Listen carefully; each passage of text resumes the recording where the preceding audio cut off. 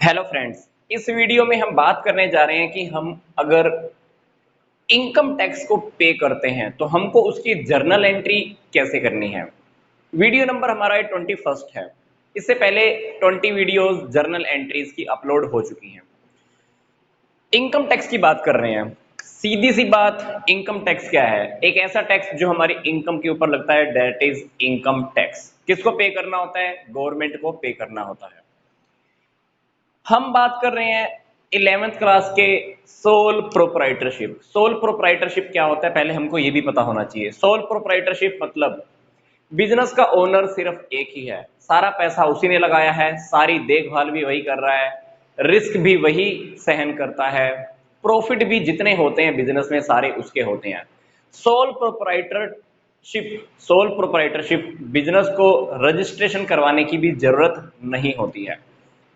तो हम बात कर रहे हैं कि सोल प्रोप्राइटरशिप के अंदर अगर बिजनेस बिजनेसमैन की तरफ से, या लगा लो कि बिजनेसमैन का ही इनकम टैक्स पे करता है, तो वो बिजनेस की नजरों में क्या होता है? ड्राइंग होती है। क्यों होती है? क्योंकि वो रियलिटी में जो इनकम टैक्स पे होता है वो किस लिए होता है? प्रोप्राइटर का ही पे होता है, बिजनेस के ओनर का पे होता है। क्योंकि सोल प्रोप्राइटरशिप के अंदर बिजनेस और बिजनेसमैन दोनों को हम लगभग एक ही मानते हैं, इसलिए इनकम टैक्स रियलिटी में बिजनेसमैन के ऊपर ही चार्ज होता है। हालांकि बिजनेस पे कर देता है, पर अल्टीमेटली हम उसको ड्राइंग कंसीडर करते हैं। तो सोल प्रोप्राइटरशिप के अंदर इनकम टैक्स ना तो बिजनेस की नजरों में लॉस होता है, ना वो बिजनेस का एक्सपेंस होता है। क्या होता है? इनकम टैक्स बिजनेस की नजरों में प्रोप्राइटर की एक ड्राइंग होती है, ओनर की हम ड्राइंग मानकर चलते हैं।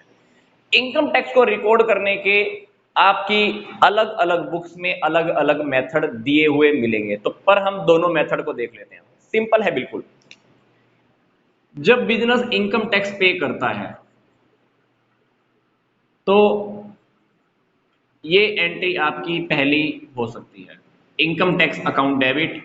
जितना आपने पे किया आप लिख दीजिए। मान लो आपने 10,000 इनकम टैक्स पे किया है, तो आप 10,000 की इनकम टैक्स की एंट्री कर दीजिए। और फिर मैंने आपको बताया कि इनकम टैक्स सोल प्रोप्राइटरशिप के अंदर हम क्या मानते हैं? ड्राइंग्स मानते हैं। तो आपको ड्राइंग की एंट्री लेनी पड़ेगी। इनकम टैक्स अकाउंट लिख लीजिए, जो भी आप लिखना चाहते हैं लिख सकते हैं। तो 10,000 की एंट्री। कुछ बुक्स में आपको एंट्री ये दी हुई मिल सकती है, पर अगर आप इस एंट्री को अगर डायरेक्ट फॉर्म में भी करना चाहते हो तो ये सेकंड मेथड है। क्या? Drawings account debit to cash account. अगर आपने बैंक से पेमेंट की है तो आप चेक से पेमेंट करते हैं, तो आप यहां पर कैश की जगह बैंक अकाउंट भी लिख सकते हैं।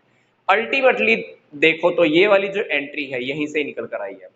इनकम टैक्स को मैंने यहाँ पे क्या किया था? डेबिट किया था। यहाँ पे क्या कर दिया? क्रेडिट करके इनकम टैक्स अकाउंट तो खत्म हो ही गया। ये देखो, यहाँ पे डेबिट किया, यहाँ पे क्रेडिट किया, खत्म। एंट्री वापस वास्तव में रह क्या गई है? ड्राइंग अकाउंट डेबिट रह गया है, कैश अकाउंट क्रेडिट रह गया है। तो यहां पर हमने वही किया है।